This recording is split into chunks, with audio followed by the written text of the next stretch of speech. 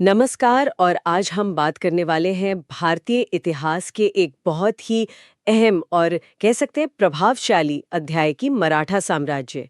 हम कोशिश करेंगे इसके उदय से लेकर इसके शिखर और फिर इसके पतन तक के पूरे सफर को समझने की। बिल्कुल। और इस पूरी चर्चा का आधार है विकिपीडिया का मराठा साम्राज्य पर जो लेख है उसके कुछ जरूरी हिस्से। हमारा मकसद सिर्फ घटनाओं को दोहराना नहीं है, बल्कि अहम इन स्रोतों से वो मुख्य बातें, वो अंदरूनी डायनामिक्स समझना है जिन्होंने इस साम्राज्य को बनाया और कह सकते हैं इसका अंत तय किया। तो कहानी शुरू होती है पश्चिमी दक्कन के पठार से। वहां शिवाजी महाराज ने एक सपना देखा, हिंदवी स्वराज्य का। ये कैसे हुआ कि एक स्थानीय शक्ति इतनी बड़ी हो गई कि पूरे उपमहाद्वीप के बड़े हिस्से पर छा गई? और फिर ऐसा क्या हुआ कि ये ताकत बिखर गई, ब्रिटिश सत्ता के सामने टिक नहीं पाई? ये सिर्फ जीत हार की कहानी नहीं है, मुझे लगता नहीं, बिल्कुल नहीं। ये एक बहुत जटिल राजनीतिक ढांचे की कहानी है, महत्वाकांक्षाओं की, और हाँ, बदलते वक्त की भी कहानी है। तो शुरू कहाँ से करें? ये मराठा थे कौन? हाँ, देखिए, ये पश्चिमी दक्कन मतलब आज का जो महाराष्ट्र है, वहाँ के मराठी बोलने वाले किसान और योद्धा समूह थे। शिवाजी महाराज ने 17वीं सदी के बीच में बीजापुर सल्तनत और जो शक्तिशाली मुगल साम्राज्य था उसके खिलाफ एक तरह से विद्रोह शुरू किया। और लक्ष्य? लक्ष्य साफ था, हिंदवी स्वराज्य, यानी अपना शासन, स्वशासन स्थापित करना। और इसकी शुरुआत हुई तोरणा किले से, है ना, 1645 में? हाँ, बिल्कुल। तोरणा किले पर कब्जे से शुरुआत हुई और फिर तो किलों पर किले जीतते चले गए। रायगढ़ उनकी राजधानी बनी और 1674 में वो क्षण आया जब उनका छत्रपति के रूप में राज्याभिषेक हुआ। ये एक तरह से स्वतंत्र मराठा राज्य की औपचारिक घोषणा थी। लेकिन शिवाजी सिर्फ एक योद्धा तो नहीं थे, सुना है वो एक बहुत कुशल प्रशासक भी थे। हाँ, ये बहुत जरूरी बात है। उन्होंने अष्टप्रधान मंडल बनाया, 8 मंत्रियों की एक परिषद। ये शासन के अलग अलग काम देखती थी, जैसे प्रधानमंत्री जिन्हें पेशवा कहते थे, वित्त मंत्री, अमात्य, सेनापति और भी। अच्छा। और दिलचस्प बात यह है कि ज्यादातर मंत्रियों के पास मिलिट्री जिम्मेदारियां भी थीं। ये उस समय की जरूरत थी शायद। और किले, उनका क्या महत्व था? किले तो बहुत अहम थे। शिवाजी ने किलों के नेटवर्क, लगभग 300 किले थे उनके पास, और एक मजबूत नौसेना, नेवी की अहमियत को समझा। ये उनकी दूरदर्शिता दिखाता है। तो 1680 में जब उनकी मृत्यु हुई, तब तक मराठा राज्य काफी फैल चुका था। हाँ, फैल चुका था, और उन्हें एक न्यायप्रिय शासक के तौर पर भी देखा जाता है। कुछ यूरोपीय लेखकों ने भी इसका जिक्र किया है। हाँ, समुद्र में यूरोपीय शक्तियों से टकराव जरूर होते थे। वो क्यों? क्योंकि मराठा नौसेना उन जहाजों को निशाना बनाती थी जो उनके दुश्मन मतलब मुगल या बीजापुर का साथ देते थे। ठीक है, तो शिवाजी ने एक मजबूत नींव तो रख दी, पर सवाल ये था कि क्या उनके उत्तराधिकारी इसे संभाल पाएंगे, खासकर तब जब मुगल बादशाह औरंगजेब खुद एक बड़ी सेना लेकर दक्कन आ गया था। यह बहुत बड़ा चैलेंज था। शिवाजी के बेटे संभाजी, उन्होंने बहुत बहादुरी से मुकाबला किया, पुर्तगालियों को भी हराया, मैसूर को भी। लेकिन 8 साल तक लगातार लड़ाई चलती रही और फिर 1689 में उन्हें पकड़ लिया गया और उनकी हत्या कर दी गई। ये तो मराठों के लिए एक बहुत बड़ा संकट रहा होगा। हाँ, बिल्कुल। संभाजी के सौतेले भाई थे राजाराम। उन्होंने संघर्ष जारी रखा, राजधानी बदलनी पड़ी, दूर जींजी तक जाना पड़ा। लेकिन मराठा सरदार, उन्होंने हार नहीं मानी। वो मुगलों को लगातार परेशान करते रहे। फिर 1700 में राजाराम की भी मृत्यु हो गई और उनकी पत्नी ताराबाई ने कमान संभाली। ताराबाई। और फिर कहानी में एक और मोड़ आया 1707 में, जब औरंगजेब की मौत हुई। अच्छा। हाँ, नए मुगल बादशाह ने शिवाजी के बेटे शाहू को रिहा कर दिया। शाहू कई सालों से मुगल कैद में थे। उन्हें रिहा क्यों किया? शायद मकसद यह था कि मराठों में फूट पड़ जाए, और ऐसा हुआ भी। मतलब शाहू ने आते ही अपनी चाची ताराबाई, उनके अधिकार को चुनौती दे दी। नतीजा, गृहयुद्ध। ओहो। मराठा शक्ति 2 हिस्सों में बंट गई, सतारा में शाहू का खेमा और कोल्हापुर में ताराबाई का। और यहीं पर एक बहुत महत्वपूर्ण व्यक्ति सामने आए, बालाजी विश्वनाथ। बालाजी विश्वनाथ, ये कौन थे? शाहू ने उन्हें अपना पेशवा यानी प्रधानमंत्री बनाया, और वो एक बेहद काबिल राजनयिक साबित हुए। कैसे? उन्होंने न सिर्फ शाहू की स्थिति मजबूत की, बल्कि 1719 में वो दिल्ली गए और मुगलों से एक बहुत अहम संधि की। दिल्ली में? मुगलों से? हाँ, इस संधि से शाहू को दक्कन के 6 मुगल सूबों से चौथ और सरदेशमुखी वसूलने का अधिकार मिल गया। ये चौथ और सरदेशमुखी ये क्या थे, थोड़ा साफ करेंगे? जरूर। देखिए, चौथ मूल रूप से उपज का 1/4 हिस्सा था। मराठा ये टैक्स उस इलाके की बाहरी हमलों से सुरक्षा करने के बदले में लेते थे। अच्छा। तो सरदेशमुखी उपज का एक और 10% हिस्सा था। ये उस इलाके पर उनके प्रभुत्व, उनके मुखिया होने के अधिकार का प्रतीक था। तो ये अधिकार मिलना तो बहुत बड़ी बात थी। हाँ, ये मराठा शक्ति के विस्तार के लिए एक तरह से कानूनी आधार बन गया।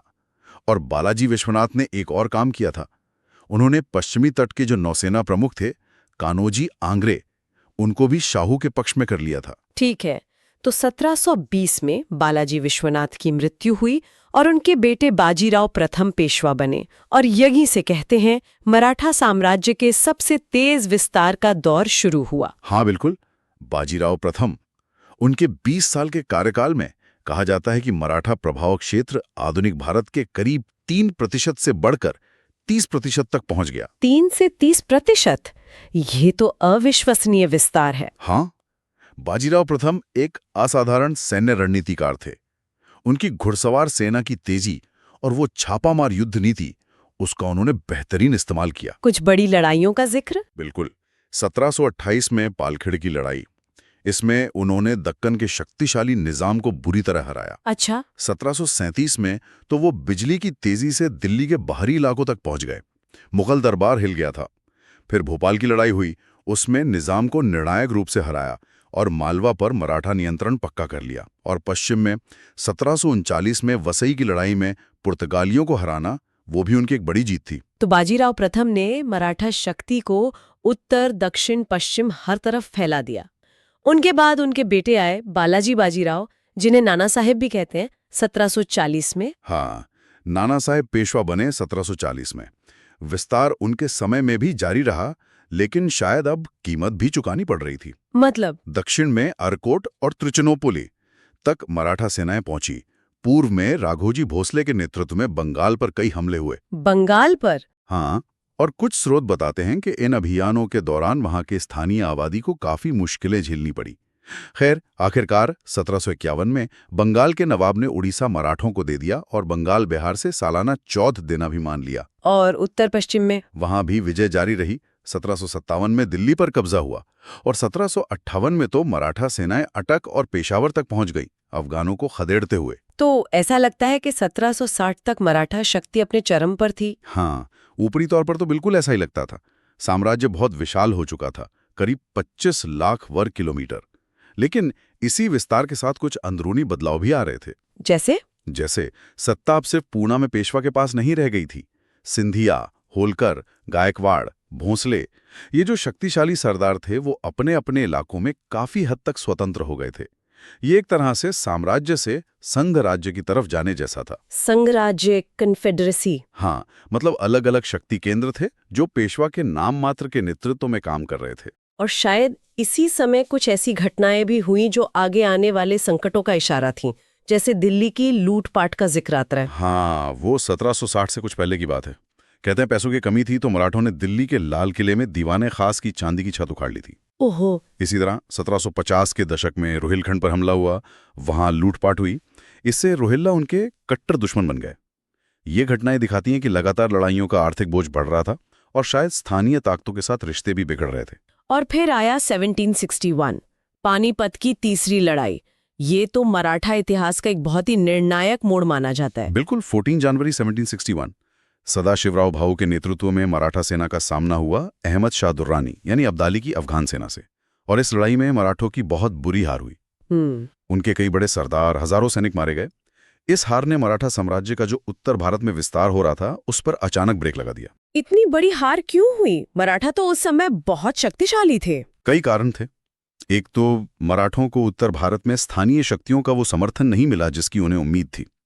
जाट राजा सूरजमल, कई राजपूत राजा, वो अलग रहे। क्यों? कहा जाता है कि मराठों ने जो भारी टैक्स लगाए थे और उनके राज्यों के अंदरूनी मामलों में जो दखलंदाजी की थी, उससे ये शासक नाराज थे।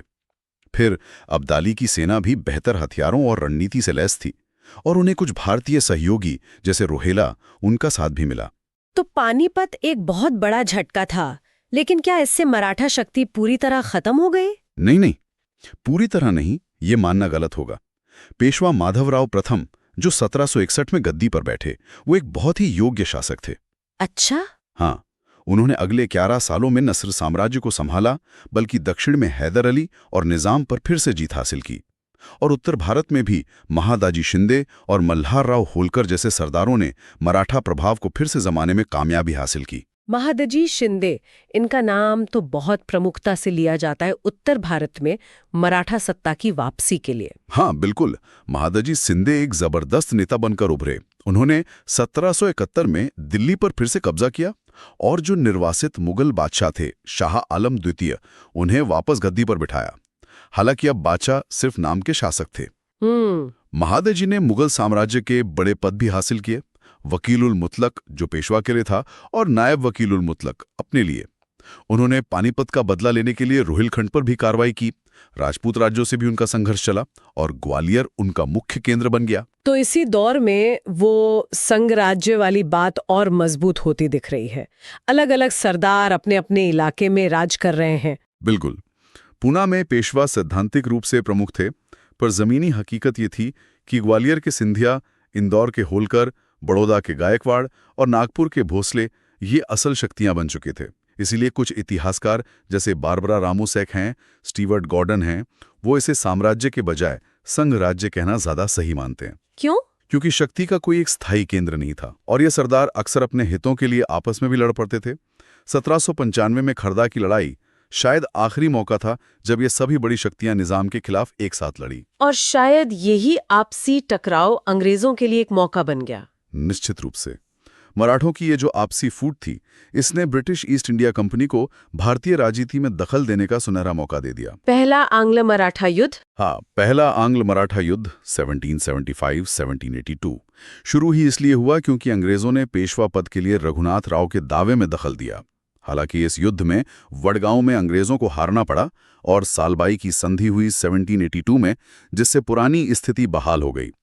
लेकिन अंग्रेजों ने मराठा राजनीति की कमजोरियां समझ ली थी और फिर दूसरे युद्ध में पासा पलट गया। हाँ, दूसरा आंग्ल मराठा युद्ध 1803-1805 ये तब शुरू हुआ जब यशवंतराव होलकर ने पूना पर कब्जा कर लिया और पेशवा बाजीराव द्वितीय भागकर अंग्रेजों की शरण में चले गए। अच्छा। और वहीं उन्होंने 1802 में बेसिन की संधि साइन की।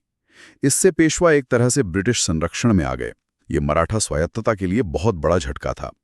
इस युद्ध में 1803 में दिल्ली की लड़ाई में हार हुई और दिल्ली पर मराठा प्रभाव हमेशा के लिए खत्म हो गया। कई संधियों के जरिए मराठों को बड़े इलाके अंग्रेजों को देने पड़े। और अंत में तीसरा युद्ध जिसने सब कुछ बदल दिया। तीसरा आंग्ल मराठा युद्ध 1817-18 वो निर्णायक साबित हुआ। इस बार मराठा सरदार एकजुट होकर असरदार तरीके से लड़ ही नहीं पाए। पेशवा बाजीराव द्वितीय हार गए, उन्हें पूना छोड़ना पड़ा और कानपुर के पास बिठूर में पेंशन पर भेज दिया गया। और बाकी मराठा क्षेत्रों का क्या हुआ? ज्यादातर मराठा क्षेत्र सीधे ब्रिटिश नियंत्रण में आ गए। सिंधिया, होलकर, गायकवाड़, भोसले ये जो बड़े घराने थे वो अब ब्रिटिश हुकूमत के तहत रियासत बनकर रह गए। जैसा कि इतिहासकार पर्सिवल स्पीयर ने कहा था, 1818 वो साल था जब भारत में ब्रिटिश प्रभुत्व असल में भारत का ब्रिटिश प्रभुत्व बन गया। अगर हम उनकी शासन प्रणाली और सेना को देखें तो क्या खास बातें थीं? शिवाजी का प्रशासन तो काफी व्यवस्थित लगता है। हाँ, शिवाजी का अष्टप्रधान मंडल उस समय के हिसाब से काफी आधुनिक था। उसमें कैबिनेट, विदेश नीति, खुफिया तंत्र जैसी बातें शामिल थीं। बाद में पेशवाओं के समय में, खासकर 1749 के बाद जब पेशवाओं का पद वंशानुगत हो गया, तो प्रशासन ज्यादा केंद्रीकृत हुआ, पूना सत्ता का मुख्य केंद्र बना। और सेना और मराठा सेना तो बहुत ताकतवर मानी जाती थी। देखिए, शिवाजी की सेना ज्यादातर स्थानीय योद्धाओं पर आधारित थी और एक कमान के तहत काम करती थी। लेकिन बाद के दौर में, खासकर संघ राज्य के समय, सेना ज्यादा सामंती हो गई। सामंती मतलब अलग अलग सरदारों की अपनी अपनी टुकड़ियां होती थीं। उनमें स्थानीय मराठों के अलावा अरब, सिख, राजपूत, यहां तक कि यूरोपीय भाड़े के सैनिक भी बड़ी संख्या में होते थे। मराठों ने तोपखाने जैसी नई तकनीकें अपनाने पर जोर तो दिया, लेकिन उनकी कमान संरचना अक्सर कमजोर रहती थी। जो राजनीतिक फूट थी, उसका असर सेना की एकजुटता और असर पर भी पड़ा। लेकिन फिर भी बाहरी लोगों ने उनकी सेना की तारीफ की है। बिल्कुल की है। अहमद शाह अब्दाली ने भी पानीपत के बाद मराठा बहादुरी की तारीफ की थी। ड्यूक ऑफ वेलिंगटन, जिन्होंने बाद में नेपोलियन को हराया, उन्होंने भी मराठा पैदल सेना की क्षमता को माना था।